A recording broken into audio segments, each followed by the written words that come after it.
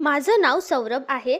ती माझ्या दारात उभी होती आणि रडत होती. एक वेळ होता जेव्हा तिच्या अश्रूंनी मला खूप फरक पडायचा. पण आता तिचे अश्रू मला एक फसवणूक वाटत होते. पण तिची अवस्था पाहून स्पष्ट कळत होतं की ती खूपच त्रासात आहे. तिच्यासोबत तिची आईही होती. दोघींचेही कपडे मळालेले होते आणि दोघींचेही अंग घामाने भिजले होते. तिला पाहून तरी मला तिच्याबद्दल काहीही आपलेपणा वाटत नव्हता. ती दिसताच मी दार जोरात बंद करणार होतो, पण ती म्हणाली, "असं करू नकोस सौरभ, मी तुझी माफी मागायला आले आहे. तूच तर म्हणायचास की प्रत्येक माणसाकडून चुका होतात आणि या जगात असा कोणीही नाही ज्याच्याकडून चूक होत नाही. प्लीज मला माफ कर." "आई कुठे आहेत? मी त्यांचीही माफी मागू इच्छिते." मी म्हणालो, "बस, शांत हो. माझ्या आईबद्दल तुझ्या तोंडातून एक शब्दही बाहेर येऊ देऊ नकोस. आई तुला भेटू इच्छित नाही आणि तू इथे काय करतेस? चल जा इथून." पण तिने माझे पाय धरले आणि म्हणू लागली, "प्लीज मला माफ कर." तेवढ्यात आवाज ऐकून आई बाहेर दाराकडे आल्या. त्यांनी वर्षानंतर दारात सुप्रियाला पाहिलं. तेव्हा त्या थक्कच झाल्या आणि तिची अवस्था पाहून त्या चकित झाल्या. त्यांना समजलं होतं की सुप्रिया परत आली आहे. मी सुप्रियाशी काही बोलू इच्छित नव्हतो, पण तिने माझ्या आईला समजावून सांगितलं आणि स्वतःच्या आईसोबत घरात शिरली. तिची उपस्थितीही मला आवडत नव्हती. मी माझ्या खोलीत येऊन शांतपणे आडवा पडलो आणि खोली आतून बंद केली. बेडवर पडून मी डोळे मिटले आणि मग माझ्या गेलेल्या दिवसांचा विचार करू लागलो. जेव्हा मी माझ्या आईसोबत खूप आनंदात राहायचो. मी 7 वर्षाचा होतो, जेव्हा माझे बाबा मला या जगात एकटं सोडून गेले. आमच्या कुठल्याही नातेवाईकांनी आमची साथ दिली नाही. या घराशिवाय आमच्याकडे कोणतीच मौल्यवान वस्तू नव्हती आणि हे घर सुद्धा माझ्या बाबांनी आपल्या कष्टाच्या पैशातून बांधलं होतं. माझं त्यांच्यावर खूप प्रेम होतं. ते जिवंत असताना आमच्या आयुष्यात कधीच कोणतीच अडचण आली नव्हती. पण ते गेले तेव्हा माझी आई खूप त्रस्त झाली. तिला माझं संगोपन करावं लागणार होतं. म्हणून तिने घरात मुलांना शिकवायलाही सुरुवात केली. घरात मुलं कमी यायची. त्यांच्याकडून मिळणारी महिन्याची फीही जास्त नसायची. म्हणून आई घराघरात जाऊन मुलांना शिकवू लागली. ती माझे सगळे छंद पूर्ण करू इच्छित होती. मला यशस्वी बनवू इच्छित होती. म्हणूनच तिने माझ्यासाठी खूप मेहनत घेतली. स्वतः त्रास सहन केला, पण मला सुखात ठेवलं. माझं मन आईकडे पाहून तुटून जायचं. आई नेहमी मला एकच विश्वास द्यायची, "तुझे बाबा नाहीत तर काय झालं पोरा? मी तर जिवंत आहे. मी नेहमी तुझी काळजी घेईल.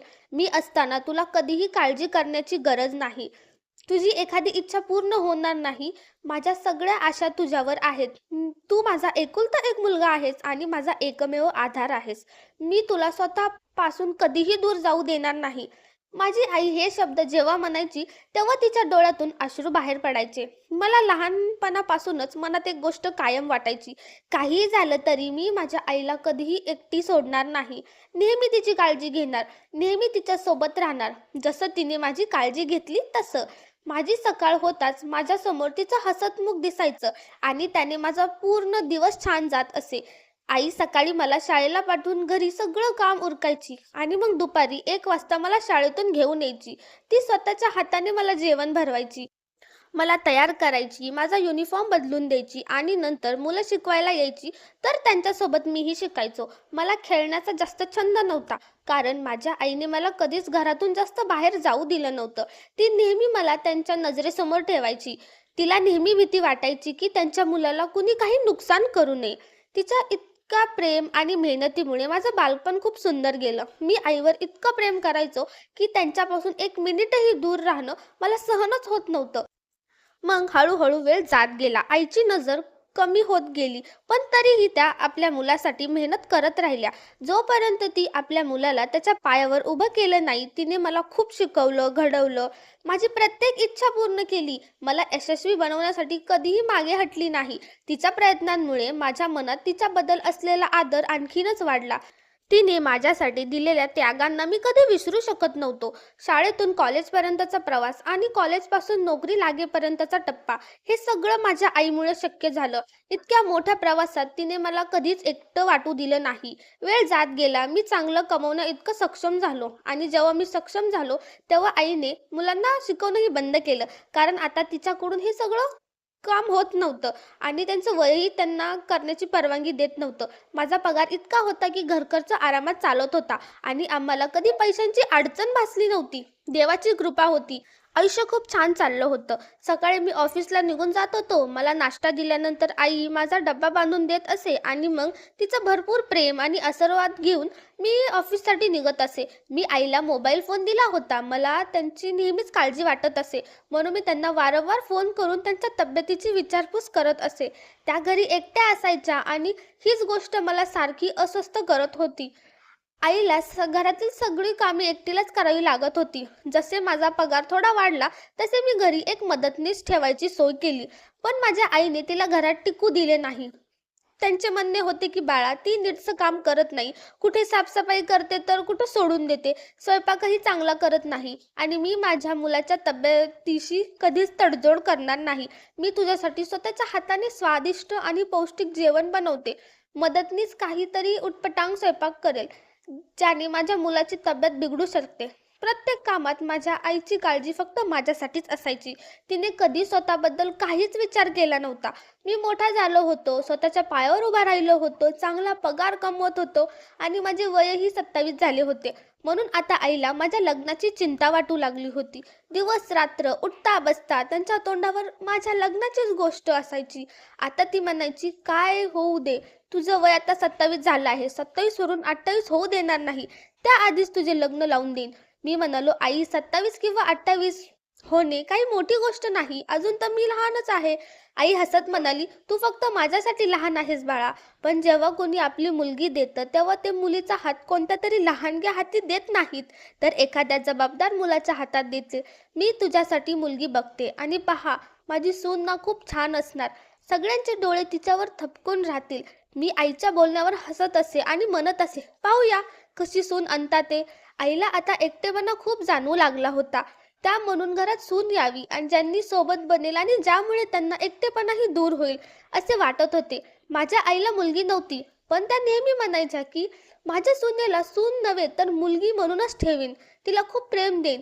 मी मनोमन विचार करत असे की माझी पत्नी जी असेल ती खूप भाग्यवान असेल. मला हे माहीत नव्हतं की मी तिला प्रेम करू शकेल की नाही, पण मला माझ्या आईवर पूर्ण विश्वास होता.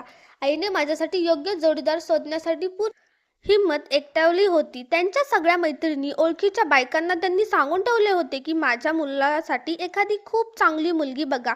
श्रीमंत घरची नसली तरी चालेल, पण संस्कारी, सोज्वळ आणि हो, खूप सुंदरही असली पाहिजे, जेणेकरून माझ्या मुलाला ती पाहताच आवडेल. मी म्हणालो, आई, मला तुमची पसंत महत्त्वाची आहे आणि मला खात्री आहे की तुम्ही जिची निवड कराल ती नक्कीच चांगली असेल. आई म्हणाली, बाळा, तुला जर एखादी मुलगी आवडत असेल तर सांग, मला जास्त कष्ट पडणार नाहीत. पण मला कोणतीच मुलगी आवडत नव्हती. माझे आयुष्य माझ्या आईपासून सुरू होऊन त्यांच्यावरच संपत होते.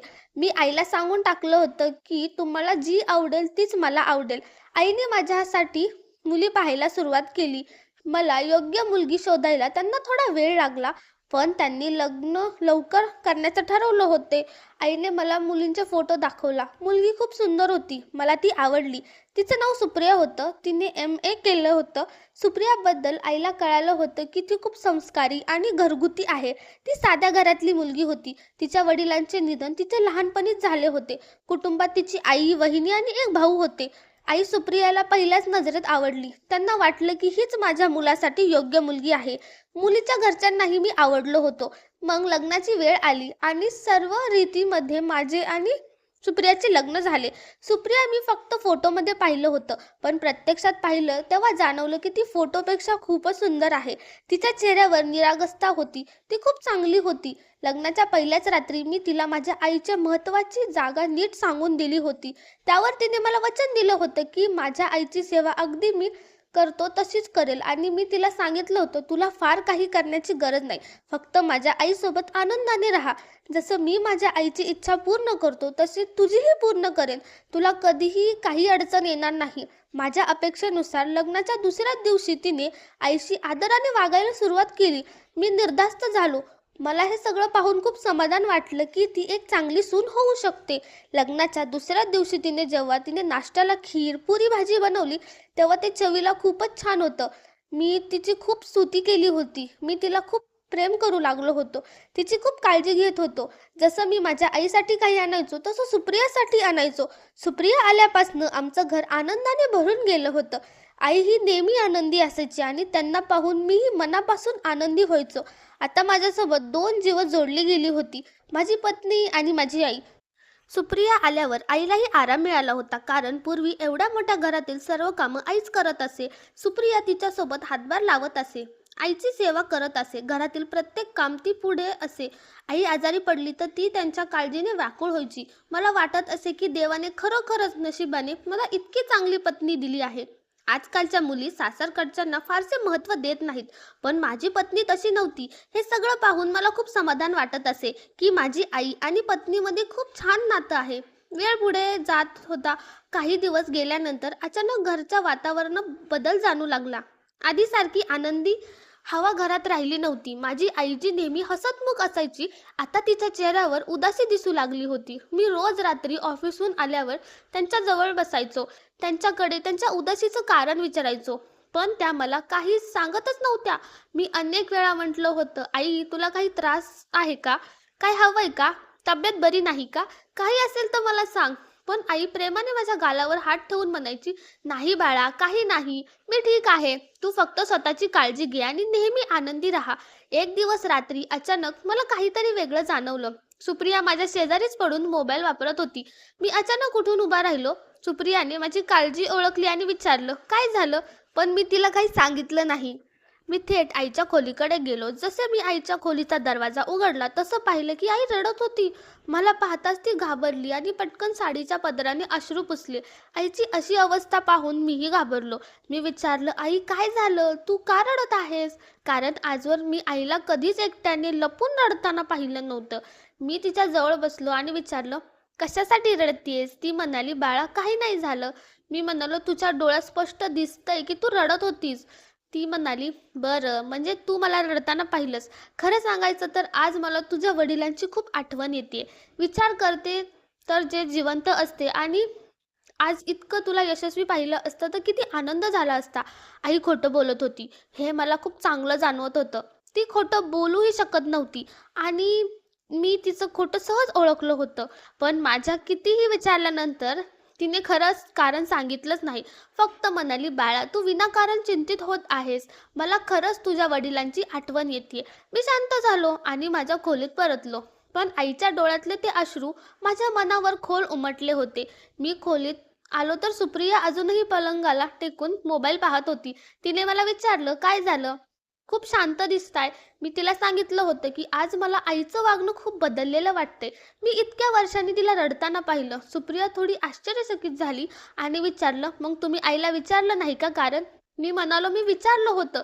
तिने सांगितलं की तिला बाबांची आठवण येत आहे. सुप्रिया मंद हसली आणि म्हणाली, हो, आज त्यांना आठवण आली असेल. तुम्ही एवढं मनावर घेऊ नका, झोपा आता.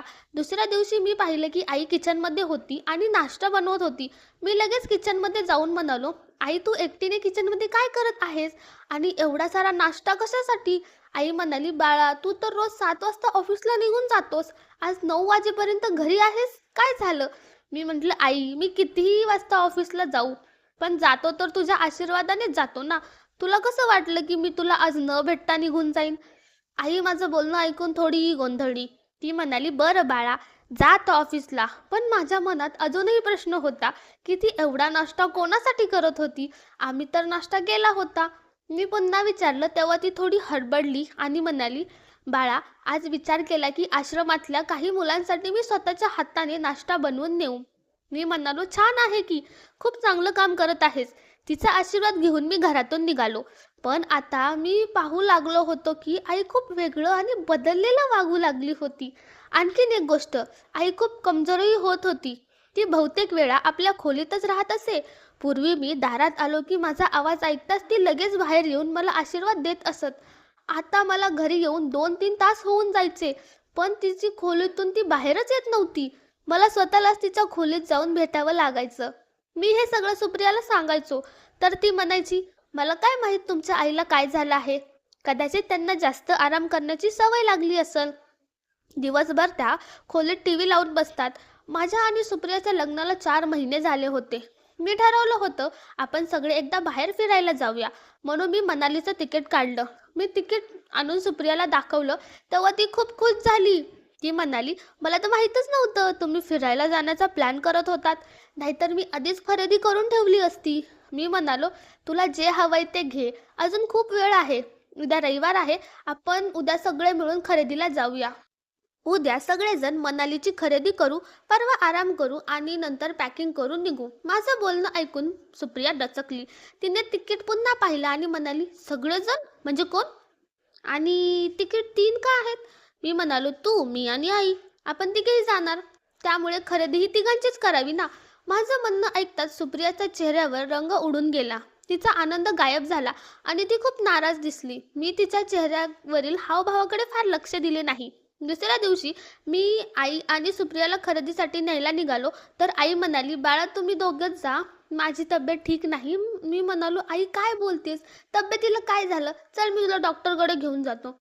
कित्येक दिवसापासून तू खूप अशक्त दिसत आहेस." आई लगेच म्हणाली, "नाही बाळा, तू सुप्रिया खरेदीला जा. माझी काळजी करू नकोस." आई काही केल्या ऐकायला तयारच नव्हती आणि आम्हा दोघांना खरेदीला जाऊ दिलं. पण मी आईसाठी काही सामान आणलं. एक गोष्ट मी स्पष्ट पाहिली. मी सुप्रियाला जेव्हा आईसाठी काहीही घ्यायला विचारायचो, तेव्हा ती लगेच शांत व्हायची. तिचं वागणं मला खूप विचित्र वाटलं. मी काहीही बोललो नाही. मी सामान घेऊन आईकडे गेलो आणि म्हणालो, "आई, आता तू मनालीला येण्यासाठी तयार हो." पण आई पुन्हा नकार द्यायला लागली. म्हणाली, "बाळा, मी तुम्हा दोघांमध्ये कशी जाऊ? तुम्ही लग्नानंतर पहिल्यांदाच फिरायला जात आहात. माझ्यासोबत गेलात तर चांगलं वाटणार नाही." मी कितीही आग्रह केला तरी तिने सरळ नकार दिला. हे पहिल्यांदाच घडत होतं. मी आईला कधी काही सांगितलं आणि ती लगेच तयार होत असे. पण आता ती नकार देत होती. आणि सगळ्यात महत्त्वाचं म्हणजे आई नाही येणार याचा सर्व अधिक आनंद सुप्रियाला होत होता. मी ते तिच्या चेहऱ्यावर पाहिलं होतं. मनालीत गेल्यावर मी जेव्हा आईबद्दल बोलायचो तेव्हा सुप्रिया लगेच विषय बदलत असे. तिने एकदाही स्वतःहून आईची विचारपूस केली नव्हती. हळूहळू मला जाणवू लागलं की सुप्रिया जाणीवपूर्वक माझ्या आईपासून दूर जात आहे. मनालीत मी मनाने खूप अस्वस्थ होतो, पण सुप्रिया पुढे ते दाखवू इच्छित नव्हतो. मी ठरवलं की घरी परतल्यावर सत्य जाणून घेईन किंवा आईला विचारून घेईन की नेमकं चाललंय काय आहे. ती दुःखी का आहे? दिवसेंदिवस अशक्त का होत आहे? सुप्रिया त्यांची काळजी घेत नाही का? दोघींमध्ये काही वाद झाला आहे का? कारण आता मी पाहत होतो की सुप्रिया आईच्या खोलीत फार कमी जात असे. मनालीहून परत आल्यावर सुप्रिया आपल्या माहेरी गेली. तिच्या अनुपस्थितीत मी आईशी बोललो. मी विचारलं, "आई, घरात अचानक इतका बदल कस काय आला?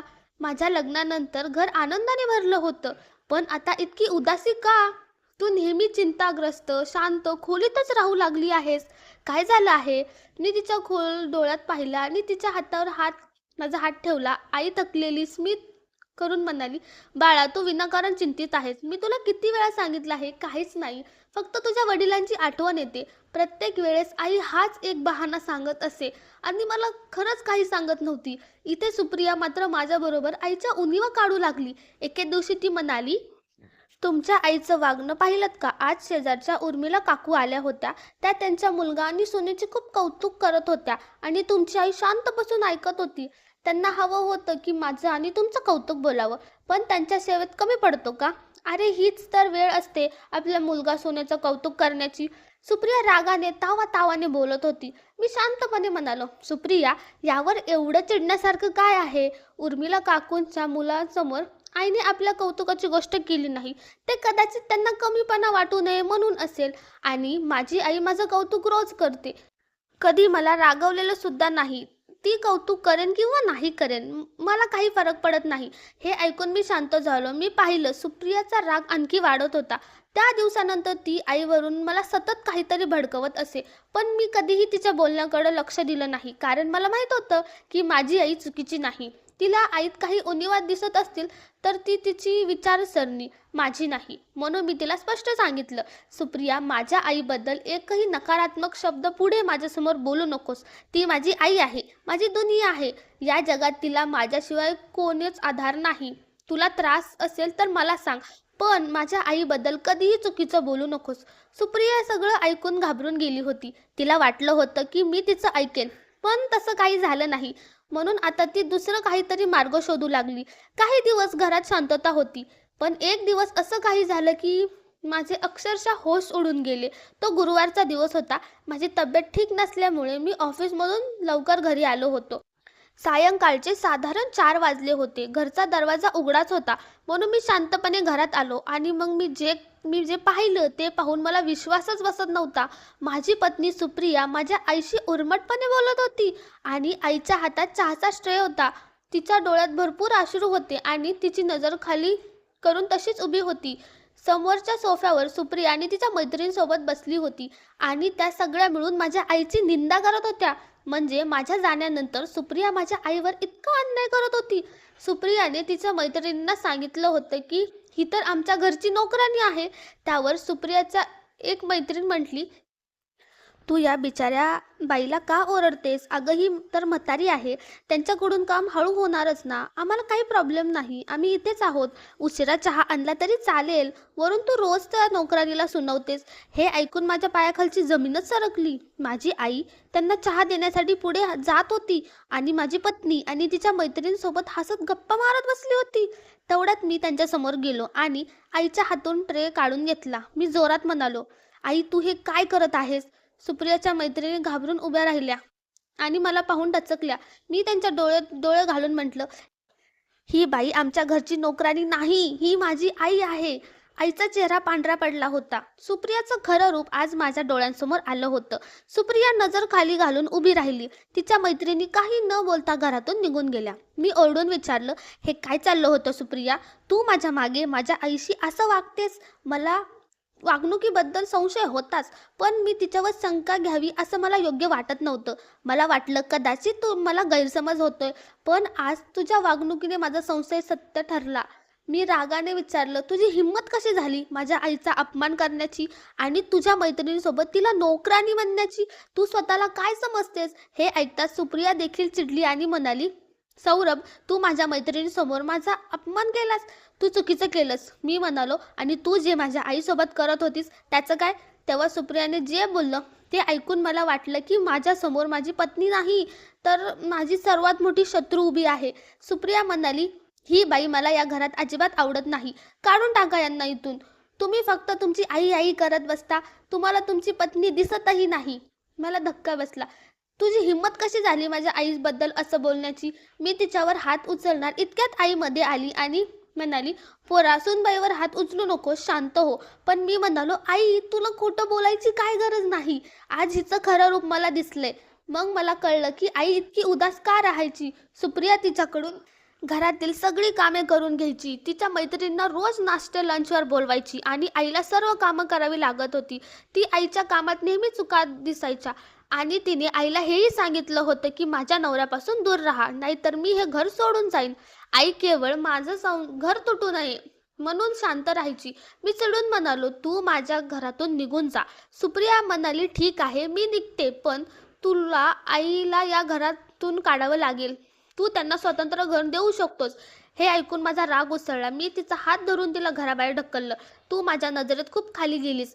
काही चुकीचं होण्यापूर्वी निघून जा. सुप्रिया रडत रडत निघून गेली. आई मला समजावत होती की मी सुनेचं चुकीचं केलं, पण मी म्हणालो, ज्या बाईला माझ्या आईचं मन कळत नाही तिला मी कधीच माफ करणार नाही. रागात मी आईला देखील म्हटलं, हे सगळं तुझ्या शांत राहण्यामुळे झाले.